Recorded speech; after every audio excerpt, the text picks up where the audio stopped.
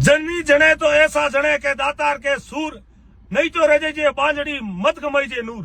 आ कहावत आज हकीकत में बद्रीराम जी जाखड़ साहब पूर्व सांसद पालीरा मान गया। जाखड़ साहब मैं हमेशा लोगों को सुनता और टाबर आ जाऊं आज तक सुनता आया कि बद्रीराम जी जाखड़ जाटाना मसीहा है, गरीबाना मसीहा है।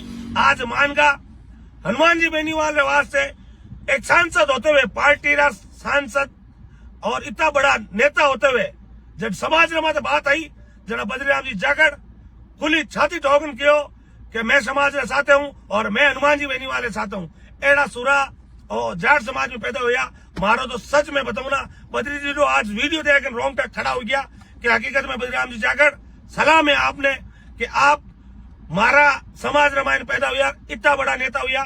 हकीकत में हनुमान जी और ए जगह हनुमान जी रिवाज से जितना भी पार्टी ने छोड़ और नेताजी रे हाथे खड़ा है वह सारा नहीं कहूं। सलाम है आपरी माता पिता ने जगह एड़ा आपने जनिया। राम राम, धन्यवाद। जय हनुमान बेनीवाल।